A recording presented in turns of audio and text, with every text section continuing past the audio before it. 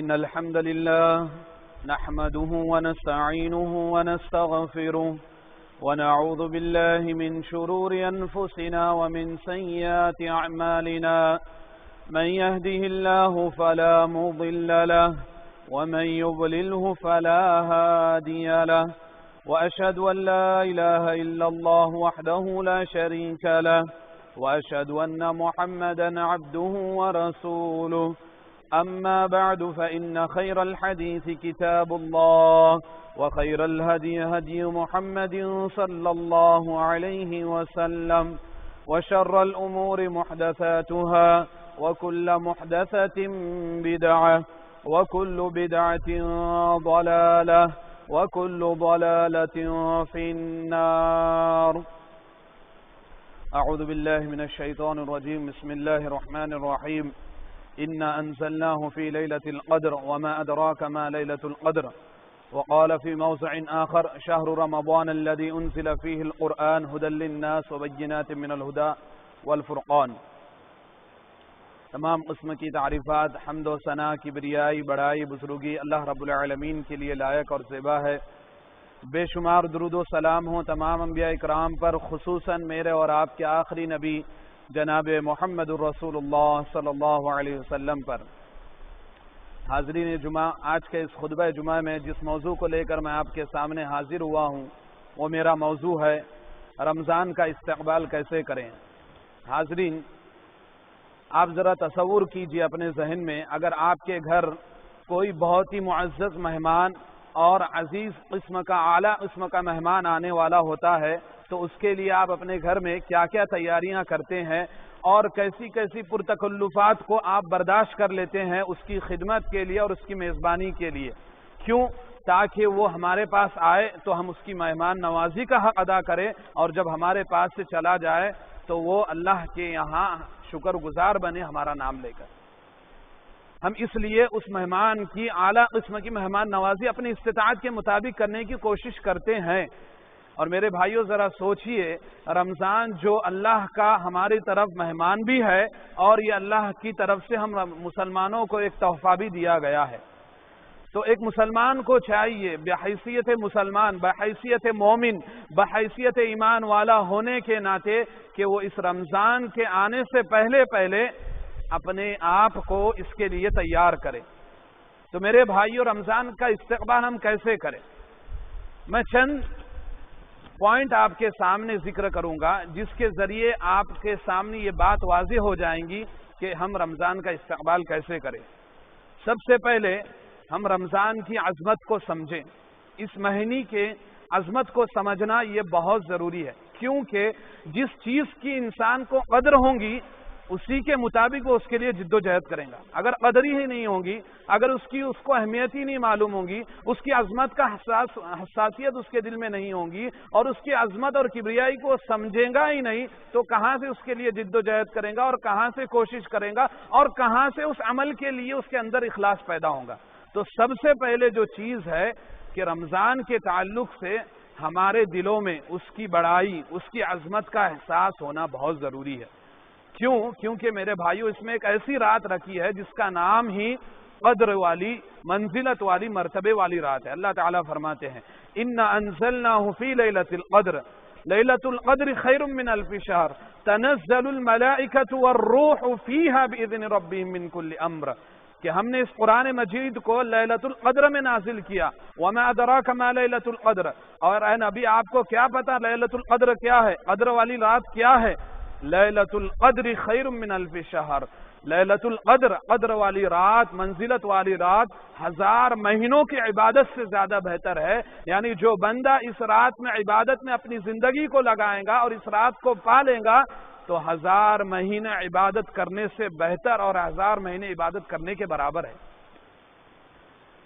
اور اس رات میں فرشتے اور روح الامین یعنی جبرائیل علیہ السلام اپنے رب کے احکامات لے کر اس کے حکم سے اس دنیا میں نازل ہوتے ہیں. اور ایک دوسری جگہ اللہ تعالیٰ نے سورۃ الدخان میں فرمایا اِنَّا أَنزَلْنَاهُ فِي لَيْلَةٍ مُبَارَكَةٍ فِيهَا يُفْرَقُ كُلُّ أَمْرٍ حَكِيمٍ، کہ ہم نے اس قرآن کو مبارک رات میں نازل کیا ہے بعض حضرات اس آیت سے مراد شب برات لیتے ہیں، جو بہت ہی غلط بات ہے۔ آپ مفسرین کی کتابوں کو، تفسیری کتابوں کو اور سلف صالحین کی کتابوں کو چھانٹیں گے اور دیکھیں گے تو کہیں پر بھی اس بات کا صحیح سند سے تذکرہ نہیں ملتا کہ انا انزلناہ فی لیلۃ مبارکہ، لیلۃ مبارکہ سے شب برات ہے، ہرگز نہیں۔ اس سے مراد ہی لیلۃ القدر ہے، کیونکہ جہاں اللہ تعالیٰ نے انا انزلناہ فی لیلۃ القدر کہہ کے یہ بتایا کہ ہم نے لیلۃ القدر میں نازل کیا ہے، تو وہیں لیلۃ القدر کو لیلۃ المبارکہ کہہ کر یہ بتایا کہ ہم نے اس قرآن کو لیلۃ المبارکہ میں نازل کیا۔ کون سی رات؟ فیہا یفرق کل امر حکیم، کہ اس دن ہر معاملات کے فیصلے کیے جاتے ہیں، تقدیریں لکھی جاتی ہے سال بھر کی۔ تو یہ ہے رمضان کی ایک رات جو بہت ہی اہمیت والی اور قدر والی ہے۔ تو رمضان کی عظمت کا احساس اور رمضان کی عظمت کی حساسیت اس رات سے بھی ہمیں پتہ چلتی ہے۔ اور میرے بھائی، ایک دوسرے حدیث میں ایک واقعہ ہے حضرت طلحہ بن عبید اللہ رضی اللہ عنہ کا، صحیح ابن ماجہ کا، سنن ابن ماجہ میں اس روایت کو نقل کرتے ہیں، صحیح روایت ہے۔ حضرت طلحہ بن عبید اللہ رضی اللہ عنہ روایت کرتے ہیں کہ دو آدمی کہیں دور دراز سے نبی کریم صلی اللہ علیہ وسلم کی خدمت میں آئے اور انہوں نے اسلام کو قبول کر لیا، اسلام کو قبول کر لیا، اللہ کے رسول کے پاس بیعت کے لیے آئے اور پھر دونوں چلے گئے۔ اور حضرت طلحہ بن عبید اللہ کہتے ہیں کہ ان میں سے ایک جو تھا بہت دیندار تھا، دینی کاموں میں بہت محنت اور جد و جہد کرتا تھا، اور اس کی وفات بھی کیسے ہوئی؟ وہ شہید ہوا جنگ میں۔ اور دوسرا جو تھا 1 سال بعد اس کے مرا۔ دوسرا شخص ساتھ میں اسلام لائے، ساتھ میں زندگی گزارے، لیکن جو پہلا شخص تھا جو دیندار تھا اور دین میں محنت بھی کرتا تھا دینی کاموں میں، اس کی وفات دوسرے سے پہلے یعنی شہید کا درجہ دیا گیا، وہ شہید ہو گیا۔ اور ایک دوسرا شخص جو اسی کے ساتھ میں اسلام لایا تھا، وہ اس کے 1 سال بعد انتقال کر دیتا ہے اور عام موت مرتا ہے، نہ شہادت کی موت اسے نصیب نہیں ہوتی، عام موت مرتا ہے۔ حضرت طلحہ بن عبید اللہ رضی اللہ عنہ دیکھتے ہیں خواب میں کہ جنت میں سے ایک شخص داخل ہوا جنت کے اندر سے، اور جو شخص بعد میں مرا تھا یعنی شہید ہونے والے کے بعد مرا تھا، بعد میں انتقال ہو گیا تھا، عام موت مرا تھا، تو وہ جو جنت میں سے ایک شخص آتا ہے اسے اندر آنے کی اجازت دیتا ہے اور اسے پہلے جنت میں لے کے جاتا ہے۔ اور جو شہید کی موت مرا تھا، اس کے ساتھ ہی اسلام لایا تھا، اس کو اس کے بعد جنت میں داخل کرتا ہے۔ حضرت طلحہ بن عبید اللہ رضی اللہ عنہ کو بہت ہی اس بات پر تعجب ہوتا ہے، اور وہ لوگوں میں صحابہ کو، بڑے بڑے صحابہ کو یہ واقعہ اپنا خواب بتاتے ہیں، اور یہاں تک کہ بات نبی کریم صلی اللہ علیہ وسلم تک پہنچتی ہے۔ جب نبی کریم صلی اللہ علیہ وسلم کو یہ بات پہنچتی ہے تو نبی کریم صلی اللہ علیہ وسلم فرماتے ہیں اتعجبون ذلک، کیا تم اس پر حیران ہوتے ہیں، کیا تم تعجب کرتے ہو؟ بھلا بتاؤ، جو شخص اس شہید ہونے والے کے بعد مرا ہے، کیا اس نے 1 سال نہیں گزارے؟ تو صحابہ نے کہا ہاں اللہ کے رسول، 1 سال تو اس نے زندہ رہا۔ کیا اس نے اس 1 سال میں رمضان کا مہینہ نہیں پایا کہ جس میں اس نے رمضان کے روزے رکھے، نمازیں پڑھی، قیام اللیل کا اہتمام کیا؟ کیا ایسا نہیں ہے؟ ہاں اللہ کے رسول، ضرور ایسا ہے۔ تو دیکھو، یہ شخص جو شہید ہو کے گیا تھا، اس کا شہادت کا درجہ اس کے اوپر ہے، لیکن یہ جو بعد میں انتقال کر گیا، عام موت مرا، اس کے ساتھ اسلام لانے کے باوجود اس نے 1 مہینہ 1 سال میں اپنی زندگی میں 1 مرتبہ 1 سال میں آخر اس کے بعد 1 مرتبہ رمضان کا مہینہ پایا تھا، اور اس نے اس رمضان میں اتنی عبادتیں کی، اس کا قیام اللیل پایا اور رمضان کے روزے رکھے، اس کی بنا پر یہ شخص اس شہید سے پہلے جنت میں داخل ہو گیا۔ اللہ اکبر۔ تو اس واقعے سے ہمیں یہ پتہ چلتا ہے کہ رمضان کی اہمیت اتنی ہے، رمضان کا مہینہ اتنا حساسیت کا ہے، اس کی قدر اگر ہمارے دلوں میں اس کی آمد سے پہلے نہیں پیدا ہوں گی تو ہم اس کے لیے ویسے تیاریاں نہیں کر سکتے۔ ہاں، اگر ایک بندہ مومن، ایک مسلمان، ایمان والا بندہ حقیقی معنوں میں اس کی عظمت کو سمجھے گا، اس کی حساسیت کو سمجھے گا، تو ضرور اس کے لیے تیاری کرے گا، ضرور اس کے لیے تگ و دو کرے گا، ضرور اس کے لیے اپنے آپ کو لگا دیں گا دنیا سے کٹ کر۔ کیوں؟ کیونکہ ایک بندہ مومن کا اور ایک مسلمان کا شیوا ہوتا ہے۔ تو سب سے پہلے رمضان کی عظمت کا احساس ہونا چاہیے، اسی طرح رمضان کے تعلق سے ایک نعمت کا احساس ہونا چاہیے۔ میرے بھائیوں، رمضان کا مہینہ ہم کو ملنا یہ اللہ کی طرف سے نعمت ہے۔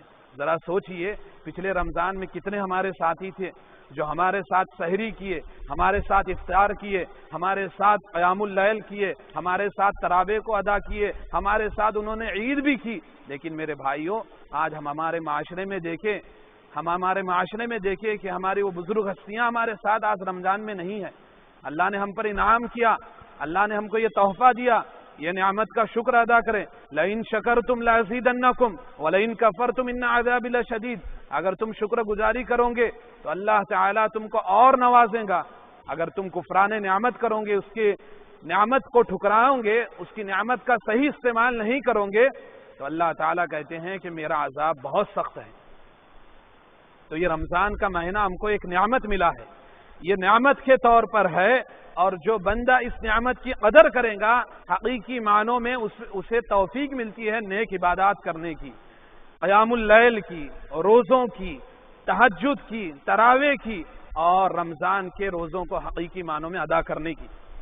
کیونکہ وہ اس نعمت کو سمجھتا ہے، اس کو محسوس کرتا ہے، اس کی قدر کرتا ہے کہ پچھلے رمضان میں کتنے میرے بھائی تھے جو اس رمضان میں موجود نہیں ہے، لیکن اللہ نے مجھ پر فضل کرم کیا، اللہ نے مجھ پر احسان کیا. یہ رمضان کا تحفہ مجھے دے کر، رمضان کی نعمتوں کا انعام مجھے دے کر اللہ نے مجھے پھر سے ایک بار رمضان کا مہینہ نصیب کر رہا ہے. تو ہم کتنے خوش نصیب ہے کہ اللہ تعالی ہم کو اپنی اس بہت ہی اہم اور بڑی نعمت سے ہم کو نواز رہا ہے. تو ہم اس نعمت کا شکر بجا لائے اس طور پر کہ اس کی عبادتوں کو، اس کے صدقات کو، اس کے نوافل کو خوب اچھی طرح ادا کریں. یہ نعمت کا حساسیت پن ہوتا ہے، اور نعمت کا شکر بجا لانا بھی عمل سے ہوتا ہے. اور تیسری چیز انابت اللہ. میرے بھائیوں، رمضان کا ایک مہینہ ایسا ہے کہ انسان، ایک بندہ مومن مسلمان اللہ تعالیٰ کی طرف رجوع کرتا ہے.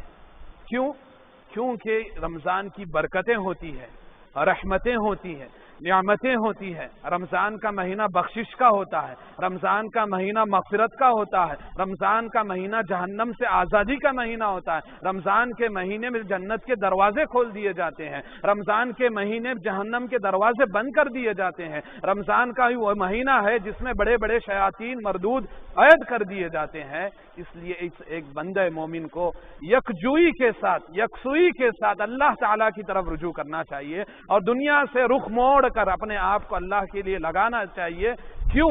کیونکہ اس رمضان کے مہینے میں بندے کی اسلامی پرسنالٹی ڈیولپمنٹ ہے، اسلامی شخصیت کو ترقی دینے کا مہینہ ہے یہ. کہ ایک بندہ، جیسے آپ دیکھتے ہیں کہ جو بڑی بڑی بزنس کی کمپنیاں اور فیکٹریاں ہوتی ہے، وہ سال میں ایک مرتبہ اپنے امپلائمنٹ کے لیے جو ان کے یہاں مزدور ہوتے ہیں ان کے لیے وہ ایک پروگرام کانفرنس کرتے ہیں. کیا نام سے؟ پرسنالٹی ڈیولپمنٹ کے نام سے. تاکہ ان کی کمپنیاں اور فیکٹریاں اچھی چلے اور ان کے مزدور اچھے اور ہوشیار بنے ان کانفرنس کے ذریعے. تو میرے بھائیوں ذرا سوچیے، اللہ تعالیٰ نے ہم مسلمانوں کو بھی یہ ایک مہینے کا کانفرنس ہماری اسلامی پرسنالٹی ڈیولپمنٹ کے لیے ہے، اسلامی شخصیت کو ترقی دینے کے لیے ہے. اگر حقیقی معنوں میں ایک بندہ انابت اللہ، رجوع اللہ کے مقصد کو اس رمضان میں پالے گا تو اس کے زندگی میں بہترین تبدیلی آئیں گی، اسلامی انقلاب آئے گا. کب؟ جب حقیقی معنوں میں اللہ کی طرف رجوع کریں گا. اور جب رمضان چلا بھی جائے گا تو وہ اپنی گناہوں کی طرف واپس نہیں لوٹیں گا. جس طرح رمضان میں وہ زندگی گزارا رہتا ہے، پھر سال کے 11 مہینے وہ رجوع اللہ کے مقصد کو حاصل کر اللہ سے لو لگائیں گا. یہ اسلامی شخصیت کو ترقی دینے کا مہینہ ہے. تو انابت اللہ بہت ہی ضروری ہے. اور میرے بھائیوں، انابت اللہ اس لیے بھی ضروری ہے کہ بندہ اپنی مغفرت اور سچی توبہ کر لے رمضان سے پہلے اپنے پچھلے گناہوں کا، اور یہ عزم مصمم کر لے کہ آئندہ وہ گناہ نہ کرے. یہ بھی انابت اللہ سے ہے. اگر ایک بندہ ہے کہ عبادت بھی کرتا ہے اور گناہ پر گناہ بھی کرتا ہے تو یہ بات کا خدشہ ہے کہ اس کے عمل مردود ہو جائیں. ان الصلاۃ تنہی عن الفحشاء والمنکر، کہ بے شک نماز برائی اور فحاشی سے روکتی ہے. اور ایک بندہ نماز بھی پڑھ رہا ہے اور نماز سے نکل کر، مسجد سے نکل کر جھوٹ بھی بول رہا ہے. ایک بندہ نماز بھی پڑھ رہا ہے، منشیات کا استعمال بھی کر رہا ہے. ایک بندہ نماز بھی پڑھ رہا ہے اور دھوکہ دہی بھی کر رہا ہے. تو کہاں سے وہ منکرات سے رک رہا ہے اور کہاں سے وہ فحاشی سے رک رہا ہے؟ تو عبادت کے ساتھ گناہ ہرگز نہیں چل سکتا. تو بندے کو چاہیے کہ رمضان سے پہلے ہی اپنے تمام گناہوں کی گزشتہ گناہوں کی سچی توبہ کر لے، تاکہ جب رمضان میں وہ داخل ہو جائے تو اس کو حقیقی معنوں میں مغفرت مل جائے، حقیقی معنوں میں بخشش مل جائے۔ جو رمضان کی مغفرت اور بخشش کو پا لیتا ہے اس کی زندگی میں انقلاب پیدا ہوتا ہے، اس کی زندگی حقیقی معنوں میں رب کی زندگی، رب کی بندگی کی زندگی بن جاتی ہے، رب کی مرضی کے مطابق اس کی زندگی ہو جاتی ہے، اور رب کے احکامات کو وہ خوشی کے ساتھ بجا لاتا ہے۔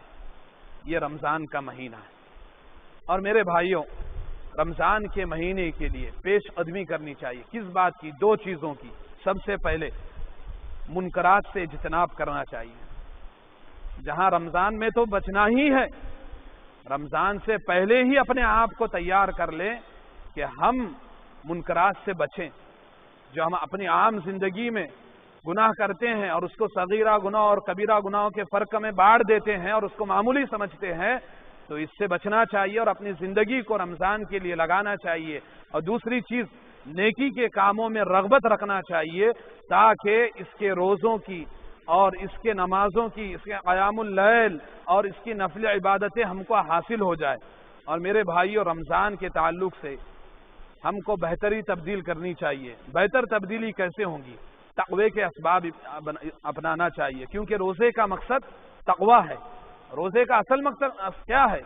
یا ایھا الذین آمنوا کتب علیکم الصیام کما کتب علی الذین من قبلکم لعلکم تتقون۔ ہم نے روزے تم پر اس لیے فرض کیے ہیں تاکہ تم تقوی گزار، پرہیزگار، تقوی پرست بن جاؤ۔ اور تقوی کے اسباب اپنانا چاہیے اور خود کو متقی انسان بنانے میں عبادت کے ذریعے کوشش کرنی چاہیے۔ اور یہ عبادت کیسی ہو؟ مخلصانہ ہو، ریاکاری سے پاک، شہرت سے پاک ہو، ریاکاری کی بدبو نہ آئے، شہرت کی شیوا نہ پایا جائے، بلکہ شہرت اور ریاکاری سے عبادتیں ہوں گی تو رمضان کی عبادتیں بھی قبول ہوں گی، اور رمضان جیسی عبادت کرنے کی توفیق رمضان کے بعد سال کے 11 مہینوں میں بھی ملے گی۔ تو رمضان کے بعد میرے بھائیوں، رمضان کے لیے بہتر تبدیلی ہمیں ابھی سے کرنی چاہیے، تاکہ رمضان کی عبادتوں کو ہم بحسن خوبی انجام دے سکیں۔ ایک بندہ مومن ہونے کے ناطے، ایک مسلمان ہونے کے ناطے، جہاں ہم نے اس کی عظمت کو سمجھا ہے، اس کی نعمت کو سمجھا ہے اور اس کے لیے ہم تیار ہیں، تو ہم پر یہ واجب اور فرض ہوتا ہے کہ ہم اس رمضان سے بہتر تبدیلی کریں اپنی زندگی میں انقلاب لائے، تاکہ رمضان کے بعد سال کے 11 مہینے میں بھی ہماری زندگی رمضان کی جیسے گزریں گی اور رمضان کے جیسے انعامات اور برکتیں، رحمتیں نازل ہوں گے، بشرط یہ ہے کہ ایک بندہ مومن اپنی زندگی کو جس طرح رمضان میں بناتا ہے سال کے 11 مہینے میں بھی بنائے۔ اور میرے بھائیوں، یہ ساری چیزیں اپنی طرف ہے۔ خلاصہ کلام کے طور پر میں یہ کہوں گا کہ سب سے پہلے رمضان کی تیاری کے لیے جو سب سے اہم چیز ہے، رمضان بہت ہی روحانی اور معزز مہینہ ہے، تو اس کے لیے سب سے پہلی جو چیز اور سب سے آخری چیز اور سب کا خلاصہ سمجھیے، دلوں کی صفائی ہے۔ اگر جس کے دل میں حسد ہوگا، کینہ ہوگا، غیبت ہوگی، اس کے دل میں تقوی نہیں پایا جائے گا، اس کے دل میں اخلاص نہیں ہوگا، اس کے دل میں للہیت نہیں پائی جائیں گی، اسے انابت اللہ کی توفیق نہیں ملیں گی، اس کے دل میں نبی کی شریعت اور نبی سے محبت اور اللہ سے محبت کا تقوی اس کے دل میں نہیں پایا جائے گا۔ اگر دلوں کی صفائی نہیں ہوگی، کوئی عبادت قبول نہیں ہوگی۔ اللہ کے رسول نے کیا فرمایا؟ الا ان فی الجسد مضغۃ اذا صلحت صلح الجسد كله واذا فسدت فسد الجسد كله الا هو القلب۔ کہ سنو، جان لو، آگاہ رہو اس بات سے، خبردار رہو کہ جسم میں خون کا ایک لوتھڑا ایسا ہے، اگر وہ سدھر جائے، اگر وہ درست رہے تو سارا جسم درست رہتا ہے، اگر وہ بگڑ جائے وَإِذَا فَسَدَتْ، اگر اسی میں فساد پایا جائے، فَسَدَ الْجَسَدَ كُلُّهُ، سارا جسم فسادی ہو جائے گا، سارا جسم بگڑ جائے گا۔ الا وہی القلب، جان لو وہ جسم کا جو ٹکڑا ہے وہ دل ہے۔ اگر اس کی صفائی ہوگی، اس کی درستگی ہوگی تو جسم میں درستگی ہوگی، یعنی زندگی میں درستگی پائی جائیں گی۔ اگر یہی بگڑ جائے، یہی فسادی ہو جائے تو سارا جسم، ساری زندگی فسادی ہو جائیں گے اور ساری جسم کا ماحول، سارے جسم کا نظام درہم برہم ہو جائے گا، زندگی کا ماحول درہم برہم ہو جائے گا۔ تو میرے بھائیوں، رمضان کے مہینے میں اپنے آپ کو اللہ کے لیے لگا لیں، لوگوں سے الجھے نہ، غیبتیں کرنا چھوڑ دے، حسد کرنا چھوڑ دے، کینہ کپٹ سے باز آ جائے۔ اگر یہ بیماریاں دل میں ہوں گی تو رمضان کی عظمت، رمضان کا تقوی، روزوں کا مقصد اور اخلاص اور الہیت اس دل میں ہرگز پیدا نہیں ہو سکتی جس دل میں یہ بیماریاں ہوں گی۔ تو ہمیں چاہیے کہ ہم رمضان سے پہلے اپنے آپ کو ان تیاریوں کے ساتھ تیار کر لے تاکہ ہم رمضان کے مہینے میں بھرپور عبادت کر سکیں۔ اور میرے بھائیوں، چند ایک باتیں یہ ہیں کہ رمضان کے لیے، استقبال کے لیے یا رمضان سے ایک دو دن پہلے روزہ رکھنا، یہ کہیں پر بھی کوئی بھی صحیح حدیث سے ثابت نہیں ہے، اور ایسا ہرگز نہ کرے۔ کیونکہ یہ بدعت ہے، اور ہر بدعت گمراہی ہے، اور ہر گمراہی جہنم میں لے جانے والی ہے۔ تو ہمیں چاہیے کہ جس طرح نبی نے ہم کو جو طریقے بتائے ہیں اس طریقے پر عمل کریں۔ ہاں، یہ ایک بات ہے کہ ہم رمضان کی مبارکبادی پیش کر سکتے ہیں، کیونکہ نبی کریم صلی اللہ علیہ وسلم سے یہ ثابت ہے کہ آپ صلی اللہ علیہ وسلم نے ایک حدیث میں فرمایا تھا کہ تمہارے لیے مبارک ہو، تمہارا مبارک مہینہ تمہارے لیے آ گیا، صحابہ کو مخاطب کر کے۔ تو مبارکبادی دی جا سکتی ہے رمضان کے مہینے کی، لیکن استقبال کے لیے روزہ رکھنا اس کے 2 دن پہلے، 1 دن پہلے، یہ کہیں پر بھی صحیح حدیث سے ثابت نہیں ہے۔ اس سے ہمیں اجتناب کرنا چاہیے اور ایسی خرافات اور بدعات سے اپنے آپ کو دور رکھنا چاہیے، تاکہ جو ہماری صحیح حدیث کے مطابق، منہج اور سلف کے مطابق عبادتیں ہوں، ان میں کوئی خلل نہ پایا جائے۔ آخر میں یہ بات کہوں گا، جیسا کہ یہ خطبہ لائیو چل رہا ہے آن لائن، تو ناظرین جو خطبہ دیکھ رہے ہیں وہ یہ نہ سمجھے کہ وہ جمعہ پڑھ لیے ہیں، بلکہ وہ اپنے گھروں میں نماز ظہری ادا کریں گے۔ صرف یہ جمعہ آپ کے علم کے لیے اور رمضان کی باتوں کے لیے آن لائن دکھایا گیا ہے۔ اس کا مطلب یہ نہیں کہ آپ نے جمعہ پڑھا ہے، آپ گھروں میں نماز ظہر ادا کریں گے اور نماز ظہری آپ کو پڑھنا ہے۔ آخر میں اللہ تعالیٰ سے دعا ہے کہ جو کچھ باتیں کی گئی ہے اسے مجھے سب سے پہلے اور ہم سب کو اس پر عمل کرنے کی توفیق عطا فرمائے۔ اللہ ہم کو رمضان کا استقبال خوب اچھی طریقے سے کرنے کی توفیق عطا فرمائے۔ اللہ تعالیٰ ہم کو رمضان سے پہلے اپنے آپ کو تیار کرنے کے لیے توفیق عطا فرمائے۔ اللہ تعالیٰ ہماری رمضان میں عبادتوں کو قبول فرمائے۔ اللہ ہمارے دلوں کو صاف کرے، جب تک اس دنیا میں زندہ رکھے، دین اسلام پر زندہ رکھے، اور جب ہمارا خاتمہ ہو تو خاتمہ بالخیر فرمائے۔ آمین۔ وآخر دعوانا الحمد للہ رب العالمین، وصلی اللہ علی النبی۔